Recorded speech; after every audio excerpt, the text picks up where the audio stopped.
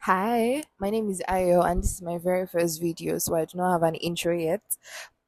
So let's get right into the tutorial. For today's tutorial, we'll be talking about the basic stitches that you need to learn to start tapestry crochet. So for tapestry, we use mainly single crochets, half double, and then double crochets. But I'll be starting with single crochets, and then the traditional way of starting any stitch at all is that you make chains, but then there are some things about making chains that do not really sit well with me, but regardless I'll still be showing how to make single crochets using your chains that would actually still give a very good look. So instead of going into one of those V's like we normally do, what you're going to do is go into the back. Once you make your chains, you turn it, then you see like some bumps, some small bumps at the back. That is what you're supposed to go into so that the bottom of your work is smooth, and it also helps with your tension so that the bottom part of your work and then the top part of your work still measures the same once you're done. For single crochets, you can either choose to chain one once you're turning your work, or you can decide not to chain. To me, it doesn't actually make it any difference, but then some people say that when you don't chain, it makes the side of your work more straight and smooth. But the only issue I have with not chaining is it makes it very difficult to go into the first stitch, and then you might lose count of your stitches later on. So that's why I like to chain one. So this takes me now to this takes me to my first tip for today, is that instead of chaining to start your work, how about you make foundation single crochets? So to make foundation single crochets, what you have to do is leave a tail that you think is long enough to would I say accommodate the number of stitches that you want to do. For example, I want to do five. I want to make five stitches, so my tail is more than long enough. Then you make a slip knot just like I did in the video, and then you adjust your hook with the yarn.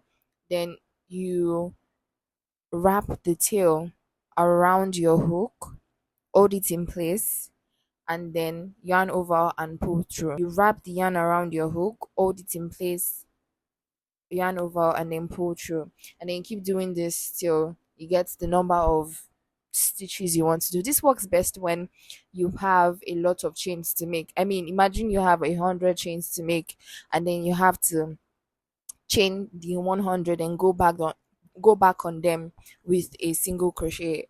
That's very frustrating for me, so that's why I do this, and then it just makes my work a whole lot easier.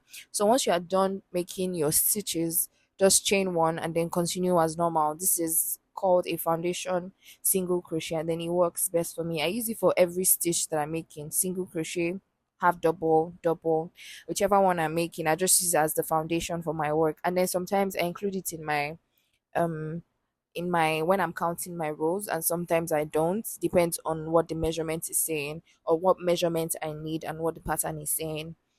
So yeah, now I'll just do a couple of rows for the single crochet, and then I'll get right into half double crochet. For my half double crochet, I'm also going to do the same thing. I'm going to leave a tail that I think will accommodate 5 stitches, and then I'll make a slip knot, and then insert my hook and then adjust it, and then I'm going to wrap my tail around my hook, hold it in place, yarn over and pull through, put the tail around my hook again, hold it in place, yarn over, pull through. I'm just going to do this until I have 5 stitches. And the only tip, or the main tip I have for half double crochets, is that I chain one when I'm turning my work, and then it just helps my work have a really nice finish, and then it makes it straight by the sides. So that's my main tip. Again, I'll do a few rows of half double crochet, and then I move on to double crochet. My double crochets, I'm going to do the same thing again. I'm going to leave enough tail that will accommodate 5 stitches, and then I'll make my slip knot, insert my hook, put the tail over my hook, hold it in place, yarn over, and then pull through. I'm going to do this 5 times. And then my tip for double crochets is when I'm turning my work, how I start my double crochets. So we have 1, 2, 3, 4, 5. So I'm going to chain one, turn my work. Don't forget to turn your work like a book from right to left, and then I make a single crochet in the first stitch. Yes, I make a single crochet, Well, if you do not already know this, two single crochets is the same height as one double crochet, and then that's why I do this. So you can see that there's a line in front, and then there's another line at the back.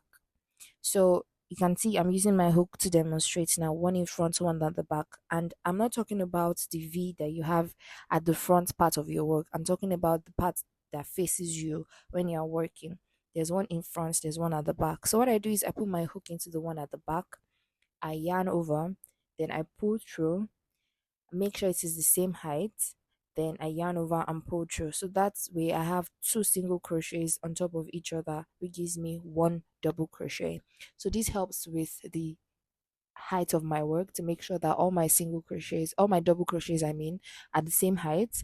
And then it also gives the side of my work, it makes it straight instead of chaining three or chaining two then going back into the next stitch. It just makes your work straight, and that's why I use it.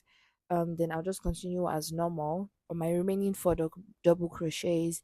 Then I'll chain one, then I'll make a single crochet inside the very first stitch, the front and the back. I put my hook into the one at the back, I yarn over, pull through, make sure it's the same height, and then pull through, yarn over and pull through again, and then I just continue with my work. So I'll continue with this till I reach the end, and then I have my five double crochets. That'll be all for this video. um my next video will be talking about how to change colors for each of these stitches. So see you in the next video. Bye.